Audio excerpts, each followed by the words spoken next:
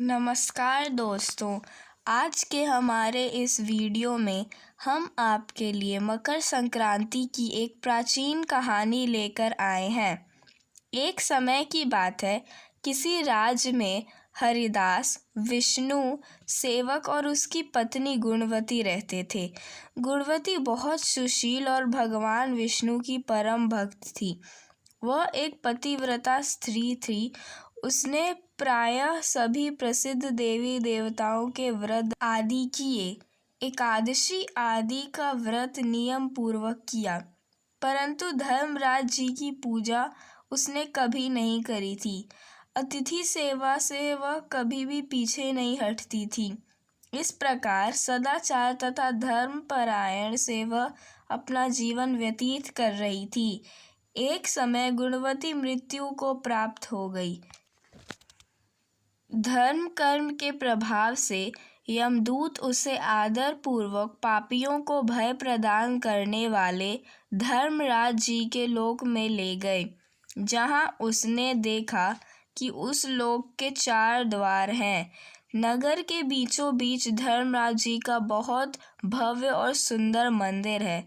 जिस मंदिर में धर्मराज जी विराजमान हैं, उनके पास चित्रगुप्त जी भी विराजमान हैं, जो मृत व्यक्तियों के पापों का लेखा जोखा धर्मराज जी को सुनाते हैं।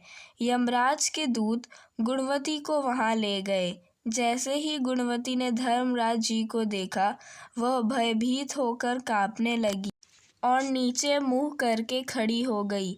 तब चित्रगुप्त जी ने धर्मराज जी को गुणवती के पाप और पुण्यों का लेखा जोखा सुनाया। धर्मराज जी गुणवती की भक्ति देखकर प्रसन्न हुए, परंतु वह कुछ उदास थे। उनकी उदासी गुणवती को दिखाई दी। उसने धर्मराज जी से निवेदन किया, प्रभु, मेरी समझ में यह नहीं आ रहा कि आप उदास क्यों हैं। कृपा करके मुझे इसका कारण बताएं। तब धर्मराज जी ने कहा, हे देवी, तुमने जब तब व्रत दान आदि कर सभी देवताओं को संतुष्ट किया है, परंतु मेरे नाम का तुमने कभी भी कोई भी दान पुण्य व्रत आदि नहीं किया। यह सुनकर गुणवती बोली, प्रभु, मेरे अपराध क्षमा करें। मैं आपकी उपासना की विधि नहीं जानती थी। आप कृपा करके मुझे इसका कोई उपाय बताएं, जिससे मनुष्यों को आपकी कृपा का पात्र बनने का अवसर प्राप्त हो।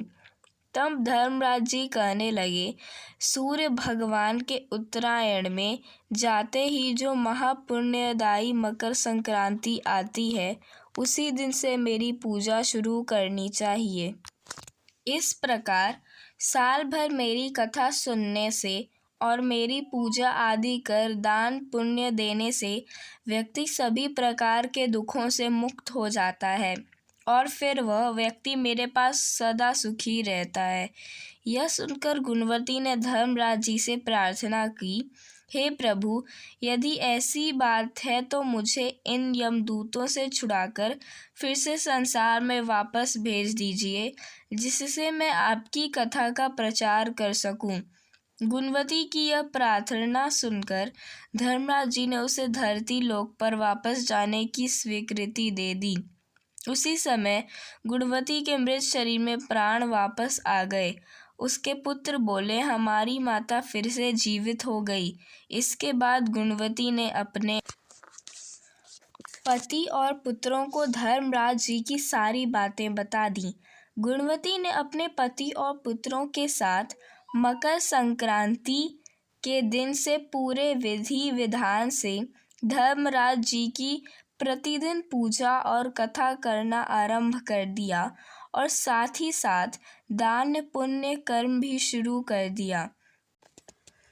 इस प्रकार गुणवती ने साल भर कथा सुनी और वह सभी सुखों को भोगने के बाद जब मृत्यु को प्राप्त हुई, तो स्वर्ग में देवताओं ने गुणवती का आदर सत्कार किया। हे धर्मराज जी, इस कथा को कहते, सुनते और हुंकारा भरते सब पर अपनी कृपा बनाए रखिएगा।